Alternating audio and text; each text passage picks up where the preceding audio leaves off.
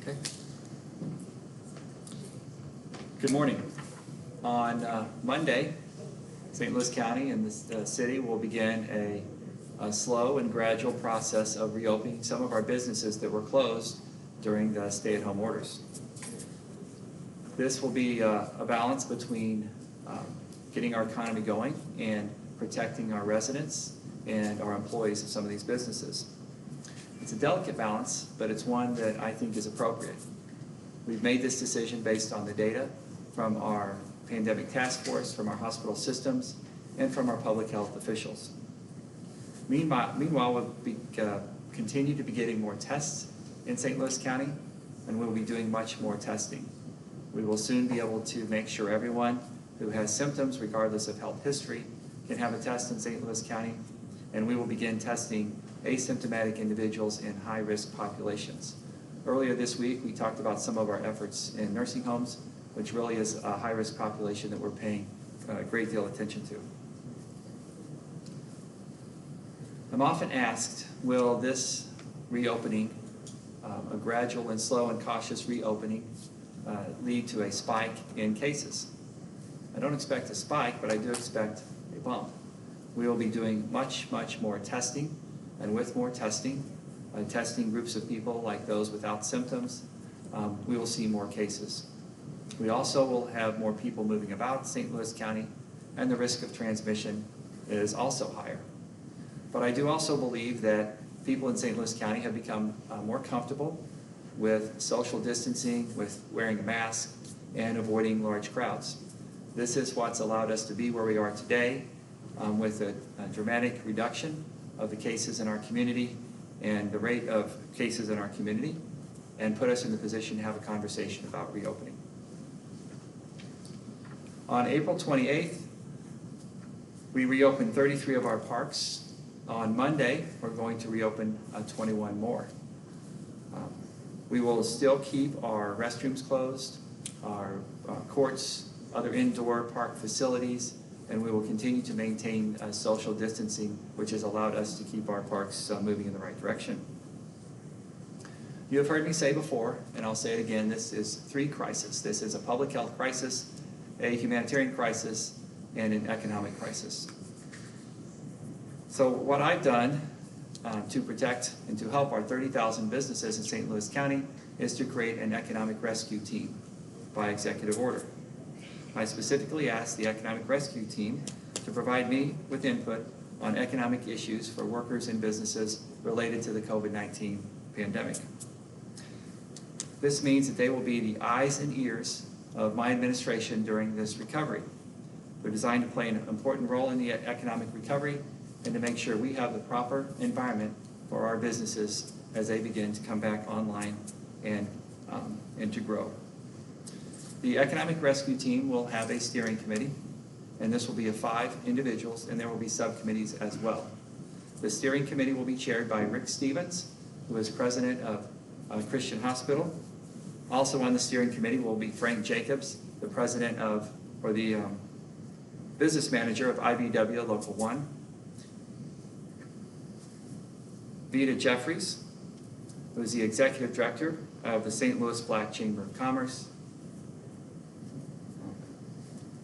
Kelly McCoy, the former chief of staff of the CEO of Starbucks. And Jeff Pittman. Jeff is the chancellor of the St. Louis Community College. And this committee will also bring together groups of county residents who will focus on specific sectors like restaurants, workforce development, real estate development, and other important features. We're going to be getting advice from this group, our economic rescue team, on the best way to spend the CARES Act funds moving forward to help our businesses. As we continue to watch this pandemic, we will continue our focus on high-risk populations. We also will be focusing on our Justice Center and our Juvenile Justice Center. We've started new cleaning and disinfectant protocols, new screening protocols. Anyone who's been admitted to our Justice Services Center is quarantined for 14 days before they're allowed to mix with the general population. This weekend, we're going to offer testing to our staff in the Justice Services Center and the Juvenile Justice Center, and we'll be doing that for everyone who works in both of those locations. We'll also be testing all of our inmates in the Justice Services Center and all of our inmates in Juvenile Justice Center. We previously have had no positive tests among our inmates in Justice Services. We had 2 corrections officers who tested positive, were isolated, and they have fully recovered. In the Juvenile Justice Center, we have 7 juveniles who tested positive over the past month, and 3 staff members who tested positive as well. What we're doing with testing all of our staff and all of our inmates in Justice Services and all of our juveniles is a proactive measure, again recognizing that this is a high-risk population. Both of these populations are predominantly African American, and we know that this group has been disproportionately affected by the COVID-19 epidemic. Anyone in our care has our responsibility to treat them with dignity and respect, and we will continue to do so. We believe that the measures we've taken so far to protect these individuals from COVID-19 have been effective and important in limiting the impact in this population. We've seen some devastating results in some of our jail population across the country. I appreciate the work of our Public Health Department leading this effort. Before I take any questions, I would like to announce that I learned about 45 minutes ago that about 6:30 this morning, or 2 hours ago, we had a death in our jail. This was not COVID-19 related. I don't know any details right now other than this was a 32-year-old individual, and this was not a COVID-related death, and he was in our custody for less than 24 hours. As always, there will be a thorough investigation. We'll release some preliminary information when we have it, and then the follow-up will take a little bit of time. And I'd be glad to answer any questions.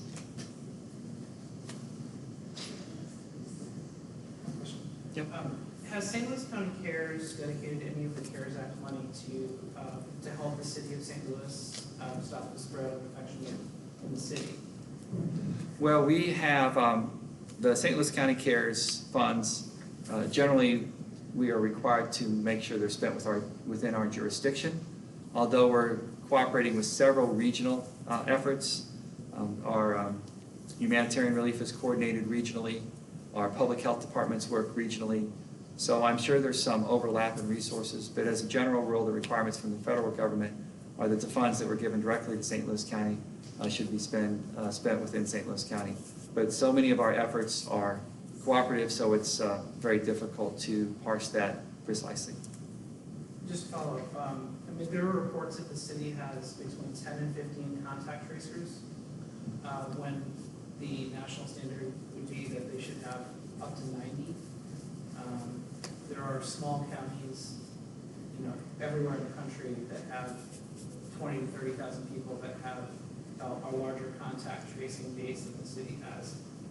Is that a concern to you that they are not prepared to follow the spread of infection once the economy opens up? So our contact tracers are working cooperatively with other jurisdictions. I'm not specifically familiar with what's happening in the city of St. Louis with our contact tracing program, but I know that our group is working cooperatively, and if someone from a surrounding jurisdiction, another county, St. Charles County, Franklin County, or Jeffco, or City of St. Louis, has someone who lives in one of our jurisdictions, we would certainly help them follow up with that individual. But currently the city is only monitoring something like 50 or 60 people who would be under quarantine. I mean, they've added 250 new cases in the last week and a half. And you would think that 250 people would have some contacts to follow, but they're only monitoring 60 people. They don't have anyone doing this.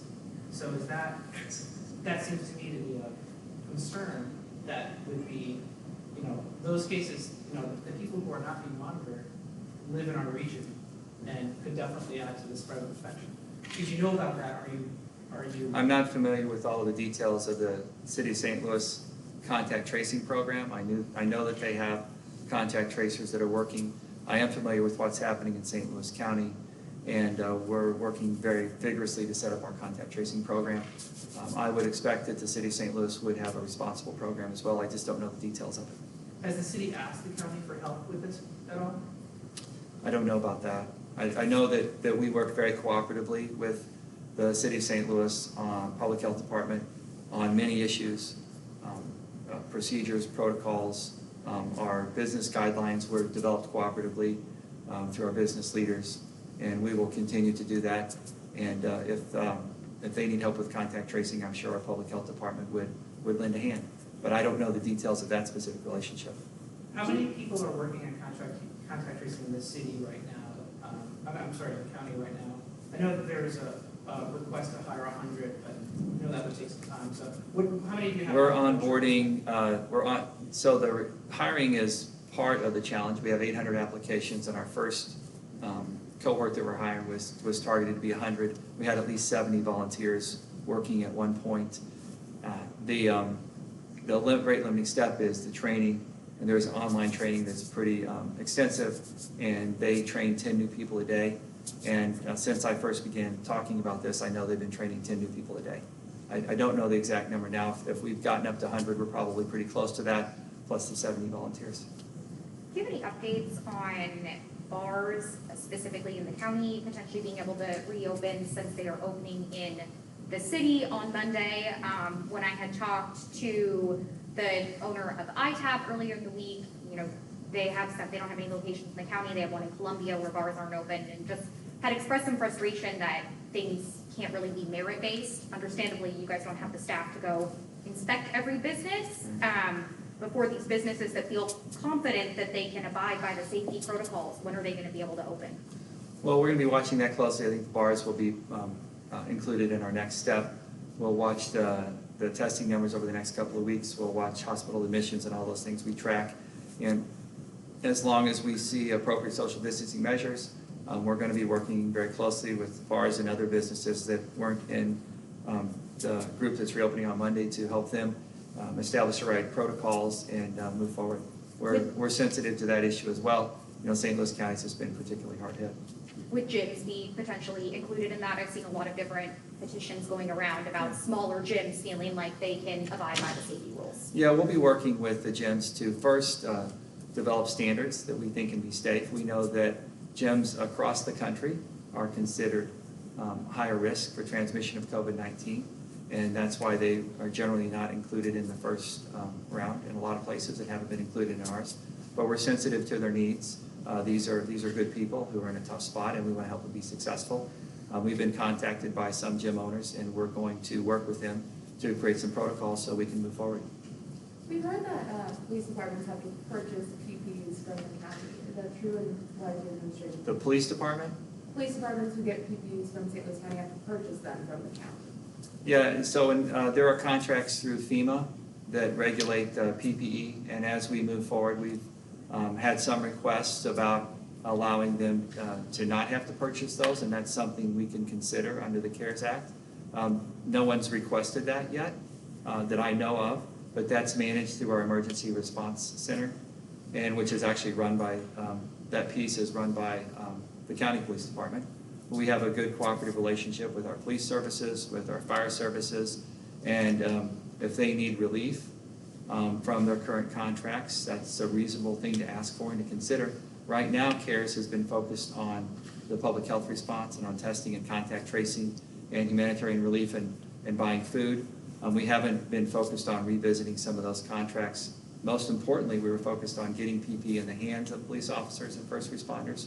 But if they want to talk about those relationships and those contracts, I think that's a reasonable thing to bring up. I probably wouldn't do it today or Monday, but it's something that we should be talking about. And also, do you know who received the shipment of protective masks from RBO Logistics? And do we know if they're sufficient to protect people? I don't know anything about that particular shipment, those particular masks. That would be a level of detail that I would not be aware of, but we can try and find it out and get back to you. Do you know if the county, if that was one of the manufacturers the county listed? I don't know who they're buying masks from. that is a level of detail that I would not be involved with. Where they get their masks from, what the contracts are, that's done by procurement out of emergency operations. Who will be the person that helps with that? Michelle Ryan is the director. Provide some details. You guys. Yeah, Michelle Ryan is the director of emergency services, and whenever someone asks about that, or sends me an email, it's forwarded to her or Spring Schmidt, and I just move that along. I don't know about those contracts. Any updates on pools, summer camps, daycares? Yep. Keeping the kiddos busy this summer. Right, so daycare is important, and we realize that as people are going back to work, there'll be more demand for daycares. Daycares are open. There's guidance on our stlcorona.com webpage for those daycares. They're the same guidance as when they were only open for first responders, but they will be open for anyone. But the daycares will have to set up some different protocols to take care of the kids that they haven't had in the past, and those are on stlcorona.com. That guidance is there. We're working on summer camps, and we're talking about that right now. We hope to have some guidance out next week for summer camps. We have to balance the opportunity for crowded spaces with the need for childcare, essentially, for parents to have some place for the kids to go while they go back to work. A lot of people are going to continue to work from home. I think we have to recognize that this is a slow and cautious rollout moving forward, and that anyone who can work from home will continue to do that for a while. And some of our businesses who haven't been open will reopen, and there will be demands for childcare for them, either daycare or summer camps. We understand all of that, and we're trying to provide some guidance for summer camps here in the next week.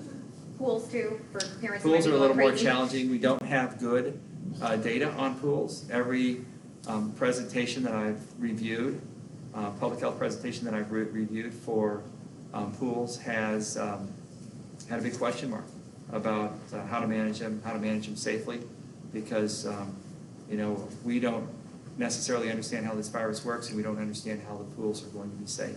But we're trying to provide some guidance on that as well. And then what about with Memorial Day coming up, with the pools here closed?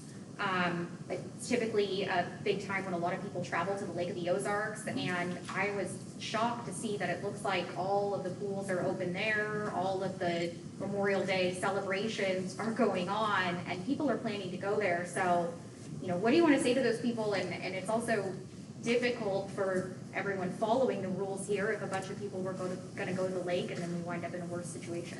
Well, I would hope people would follow the rules, because our success in fighting this epidemic depends on the decisions that each individual makes, not the decisions that we make for them. I mean, in extreme circumstances, our state and local governments will step in with restrictions. But moving forward, a lot of our success depends on residents in our community accepting social distancing, accepting wearing a mask, and accepting these guidelines.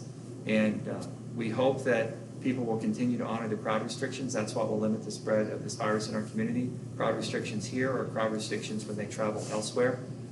St. Louis still has been hit much harder than any other part of the state, and we need to keep that in mind.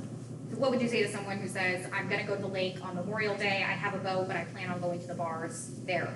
How much are they breaking the rules by doing that? Well, they're putting themselves at risk, and they're putting people at the bars at risk if they don't follow social distancing procedures or wear masks. And this is all, it's a question of opportunity for the virus to spread from the lake to our individuals from St. Louis, or from our individuals St. Louis to the lake. I think we want to get moving forward with our lives as much as possible, but we do have to accept these social distancing measures. This is going to be the new normal for a long time. You indicated earlier this week that you had tested 20,000 people. How many tests do you have on hand now, and how many do you expect to get? And then what's the strategy for deploying those? We're actually met yesterday with our regional leaders to develop a community-wide, a regional testing strategy. And I can give you the rough boundaries of that testing strategy, but I don't have the details. I know we have a few thousand tests on hand, and that we are ordering tens of thousands of tests. There are different types of tests. There's a saliva test that we're going to order and validate by testing it side to side with the traditional PCR nasal swab test. Once that's validated, we think that will help us test more people. But our testing strategy moving forward is to by next week, be able to test everyone who has symptoms in St. Louis County, not just high-risk people who have symptoms. And then we will start to focus on asymptomatic people in high-risk populations, such as our juvenile justice center and our jail. And we'll continue to test high-risk people in nursing homes who are asymptomatic, and then other congregate facilities or other people who have been exposed. But we're working on that regional testing strategy. It depends on how many tests we will be able to purchase. We're also initiating an antibody testing study where we test large groups of people in our community to see how the virus is spread somewhat undetected, and we're testing for exposure to the virus. Doesn't necessarily predict immunity. There's some discussion about that in the scientific community, what the presence of that antibody means, but it's not a guarantee of immunity.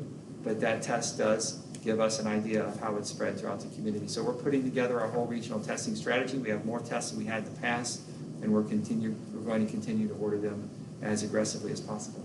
So are those tests mostly going to be given by the county health department, or are they going to be distributed to community health-based health centers? We have many partners who are willing to test, and we will share the test as much as possible with our partners. The federally qualified health centers have a supply of tests, and they're purchasing more tests, but if they need help, we would certainly partner with them. They have been good partners, and they're working with us on a testing strategy. They're working with us to give us their positive and negative results so we can tally those. The hospital systems will continue testing. There are private labs who do testing as well, urgent care centers, and there's a lot of people doing this now, more than there were a week ago, a lot more than there were a month ago, and that will continue to improve moving forward. Have you retained a group to do the community, the population health study that? I know the RFP for that closed yesterday or the day before. I don't know who they selected. I don't know if that process has been complete. One last thing, as we start to open up on Monday, are you worried that people may go into this with a false sense of security? Things are opening up, things are safer. I mean, really materially, not much has changed from when we shut down the economy. We still don't. Well, we don't have a vaccine that works. We don't have great medical therapies. We have a couple of new therapies that we didn't have a couple of months ago, and they're not widely available, but they're there, and I think they will get better. Moving forward, there will be people who will stay home because they're not ready to come out. There will be businesses who aren't ready to open, and there will be some who are ready to go and who will open. I expect some people will be really cautious, and I expect some people will be not so cautious. And I hope that people will make a choice to move about on a cautious side. Hey, Sam, we have one last question for public radio. It's piggybacks on that. So the businesses that are still to remain closed on Monday, if they defy that and open anyway, what is the plan moving forward? The normal process. Someone will let our county attorneys know through the website, and we will look into it. Sometimes that's confusion about whether or not they should be open, whether or not they're allowed to be open, and most people respond to pretty simple communication and follow the rules. There really aren't a lot of people out in the county who aren't following the stay-at-home orders, and they understand how important these restrictions are, how important it is to move forward thoughtfully and responsibly in this reopening, and I expect most people to do that. All right, thanks everyone. Thank you.